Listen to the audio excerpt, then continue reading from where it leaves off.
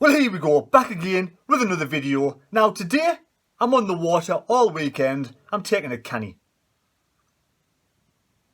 Don't have any urge at all to have any alcohol. But I want to say my piece on the Stewart Donald season card fiasco.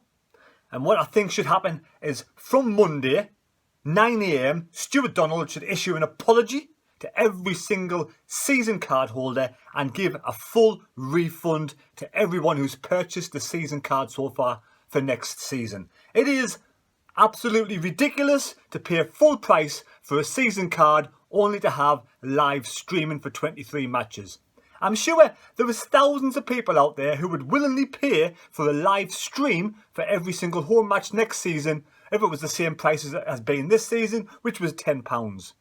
Which works out about £230 for all the home matches. You can also purchase away streams, and I'm sure there can be some package deal brought out by Stewart Donald that benefits the season card holder and the loyal paying Sunderland fans who go to all the home matches.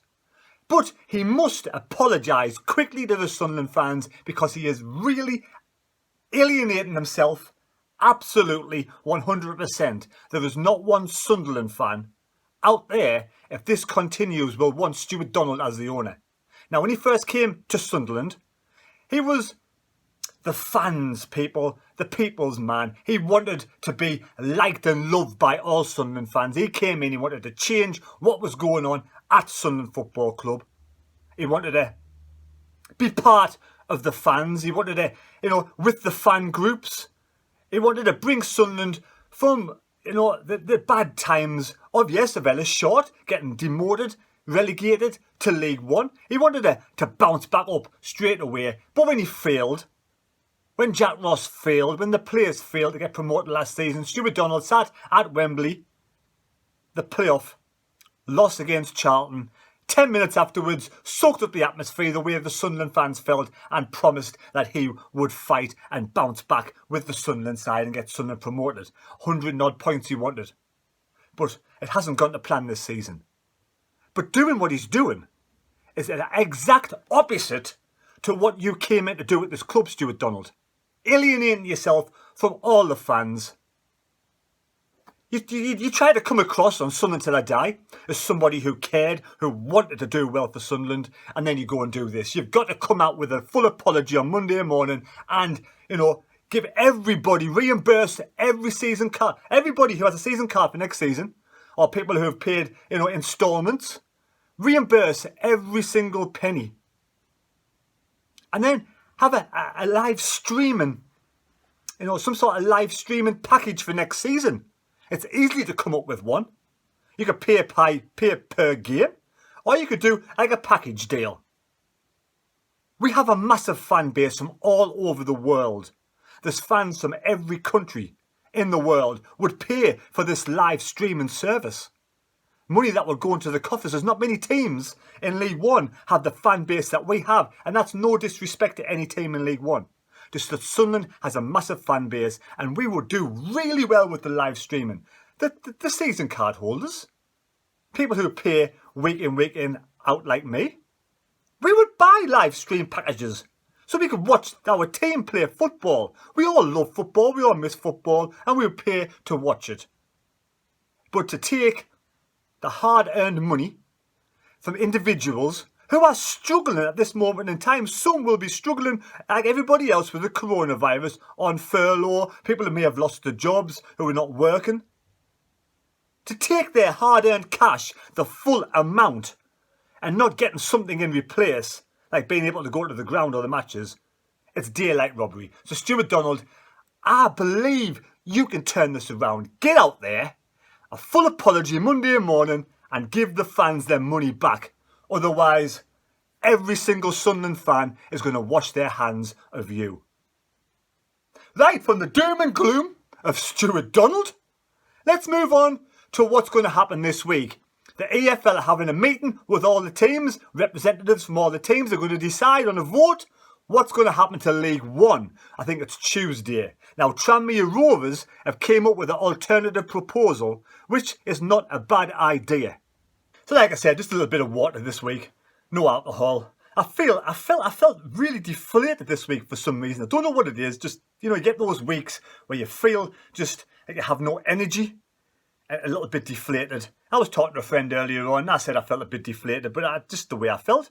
Just the way I felt all week. So I don't think alcohol is the right idea when feeling deflated. I think I need a good night's sleep and some water, and I might go for another run later on. Probably not though. So I'm going to read from the Sunderland Echo, their website, on what Tranmere Rovers are proposing. It's revealed the details behind League One proposal that remains Sunderland's last chance of promotion. Sunderland's promotion hopes look to hinge on a radical proposal put forward by Tranmere Rovers. Sunderland's promotion... I promise it's not alcohol, it's only water. Right. Sunderland's promotion hopes look to hinge on a radical proposal put forward by Tranmere Rovers. But what exactly is being proposed? With clubs across the EFL preparing to vote on how to conclude curtailed seasons early next week, it promises to be a nervy few days for a number of sides.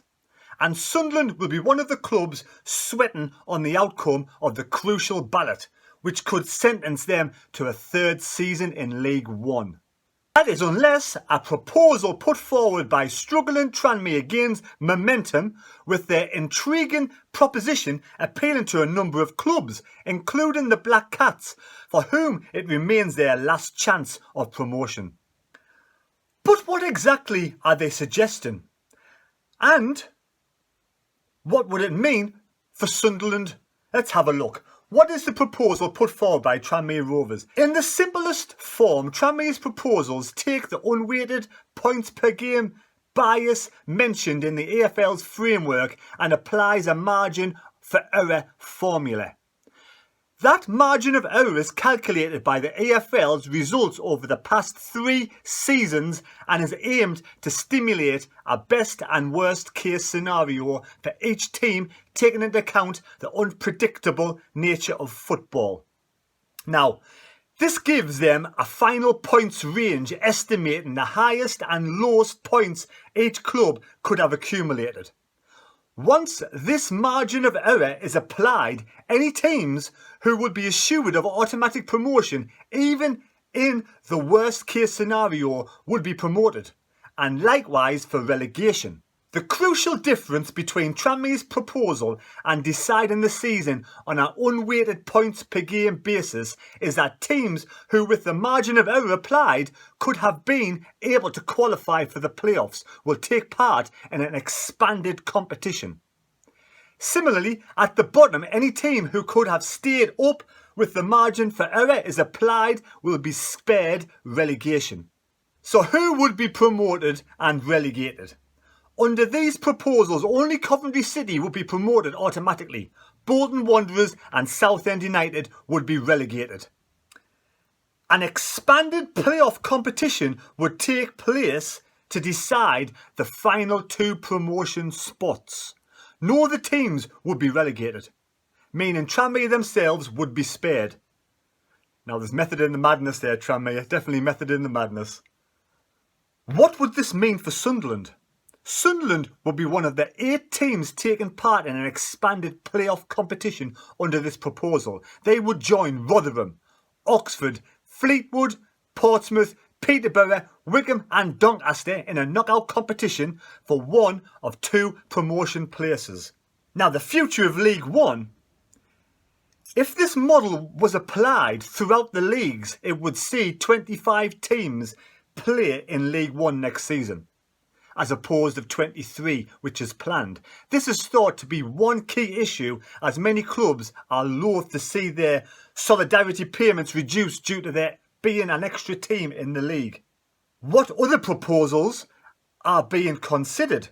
It is thought that a number of other amendments and proposals will be voted on. These are as follows.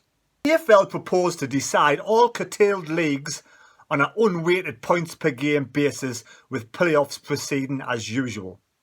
The Lincoln City Amendment Any points deductions awarded to clubs will be deducted after the points per game calculation is made, rather than applied as part of the calculation.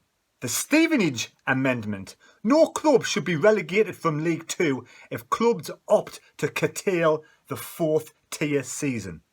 And the Ipswich Amendment. Should the League One season be ended, clubs should be able to vote on alternative playoff options. So the Barnsley Amendment. No club should be relegated from any division that fails to complete its fixtures. So there are some of the issues and what's being put forward for the meeting this week. When will the vote on these proposals take place? The EFL clubs have now been issued with their ballot papers and will vote on these various proposals next week. Votes on whether to curtail the League One season are set as follows. Is it likely that Tranmere's proposal will be approved? Clubs including Sunderland believe that it is unlikely that Tranmere's proposal will be passed.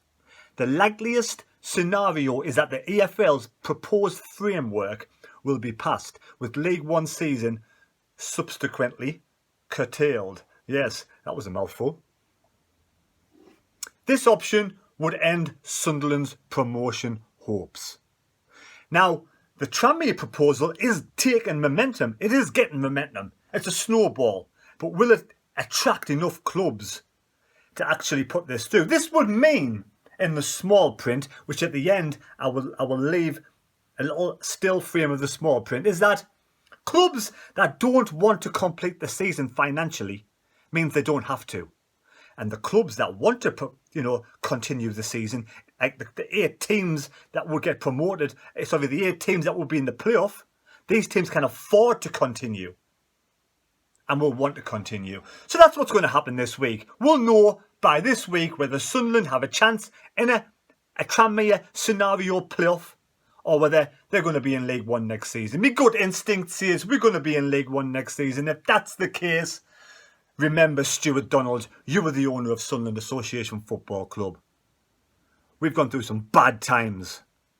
You are putting us through some bad times right now, but you can turn this around as soon as possible. Come out of your hiding. Get rid of Mr. Jack Rodwell. Speak in front of the camera from the heart. Give every single Sunderland fan an apology and give them all of their hard-earned cash back that they deserve for these season cards, which some have already paid for and some are paying for in payments. That's what I think should happen. You won't win all the fans back, but it will be the right way to go, Mr. Stewart Donald. So please cheers to your apology, and we'll catch you later on in the week when hopefully it isn't that hard to say sorry. It's sad, so sad. It's a sad, sad situation. And it seems to me that sorry seems to be the hardest word. Come on, Donald, let's have an apology. It's a cat's life.